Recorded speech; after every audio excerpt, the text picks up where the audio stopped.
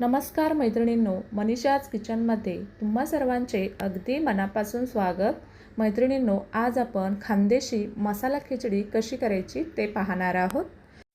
एखाद्या दिवशी रात्रीचं जेवण बनवायचा जर कंटाळा आला असेल तर ही खिचडी एकदा नक्की बनवून पहा। सारखी एकसारखीच ती मूग डाळीची खिचडी खाऊन जर कंटाळा आला असेल तर अशा प्रकारे ही खिचडी एकदा नक्की ट्राय करून बघा। चला तर मग अधिक वेळ न घालवता रेसिपीला सुरुवात करूया।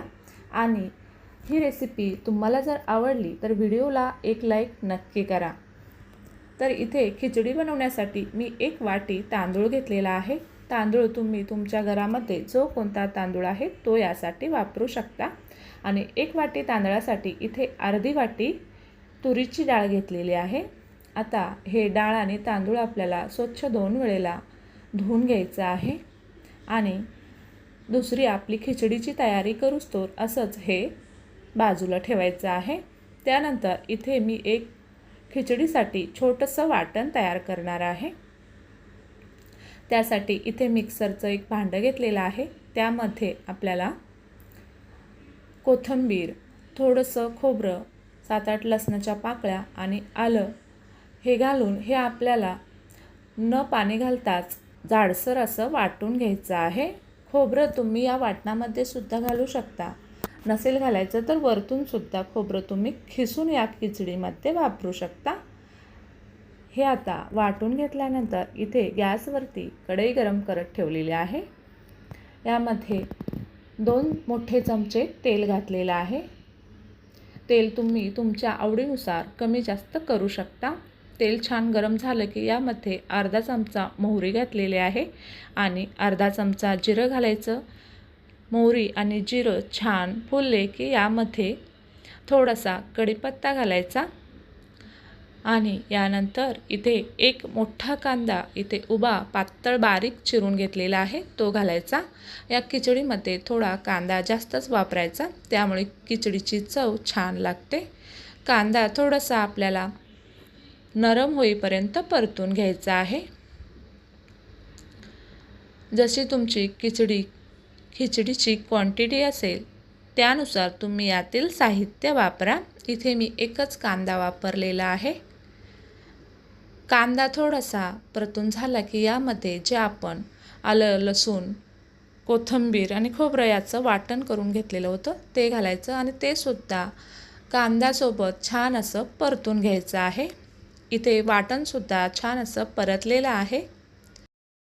आता यानंतर थोडे मसाले घालून घेऊ। इथे अर्धा चमचा हळद, अर्धा चमचा लाल तिखट आणि अर्धा चमचा घरगुती काळा मसाला घातलेला आहे आणि अर्धा चमचा धना पावडर घातलेले आहे। इथे माझा भात थोडासा होता त्यामुळे थोडेसेच मसाले वापरलेले आहेत। तुम्ही तुमच्या जेवढा भात असेल त्यानुसार मसाले घाला। मसाले छान तेल सुटेपर्यंत परतून घ्यायचे आहेत। त्यानंतर यामध्ये मी 1-2 चमचे एवढे शेंगदाणे घातलेले आहेत आणि इथे एक मोठ्या आकाराचा बटाटा असा मी साल काढून मोठे त्याचे तुकडे करून पाण्यात टाकून ठेवलेला होता ते घालायचं आहे। आणि त्यानंतर इथे मी 1 टोमॅटो त्याच्या पण अशा थोड्याशा मोठ्या पुड्या करून घेतलेल्या होत्या त्यासुद्धा यामध्ये घालायच्या आहेत। टोमॅटो जर तुम्हाला आवडत असेल तर घाला, नाही घातला तरी सुद्धा चालेल। आणि हे सर्व सुद्धा आपल्याला ह्या मसाल्यांमध्ये छान असं मिक्स करून घ्यायचं आहे। हे बघा, छान असं मिक्स झाल्यानंतर यामध्ये डाळ आणि तांदूळ घालायचं आहे आणि त्यावरती चवीनुसार मीठ घालायचं आहे। डाळ तांदूळसुद्धा आपल्याला छान त्याला मसाले लागेपर्यंत छान असं परतून घ्यायचं आहे। यानंतर यामध्ये पाणी घालायचं आहे। 1 वाटी तांदूळ आणि अर्धी वाटी डाळ होती त्यासाठी आपल्याला ह्याच्या डबल पाणी वापरायचं आहे। त्यासाठी इथे मी 3 वाट्या पाणी वापरलेलं आहे। आपल्याला भात कढईमध्ये जर बनवायचा असेल तर यासाठी आपल्याला पाणी जास्त लागतं। आणि जर तुम्ही हीच खिचडी जर कुकरमध्ये बनवणार असाल तर 2.5 वाट्या पाणी घालायचं आणि त्याच्या 3 शिट्ट्या करून घ्यायच्या। वरतून थोडीशी कोथिंबीर घालून असं तळापासून हलवून घ्यायचं आणि याला झाकण लावून छान अशी खिचडी शिजवून घ्यायची। मध्ये असं आपल्याला 2-2 मिनिटांनी चेक करायचं आहे आणि असं परतून घ्यायचं आहे। आणि परत झाकण लावून आपल्याला छान अशी मऊसूत खिचडी शिजवून घ्यायची आहे.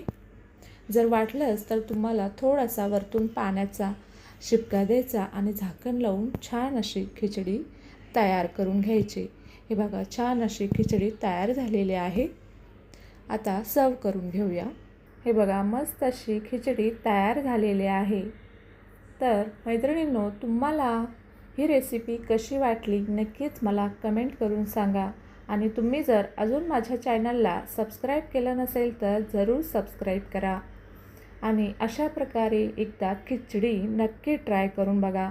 चला तर मग भेटूया अशाच एका छानशा व्हिडिओसोबत. तोपर्यंत धन्यवाद.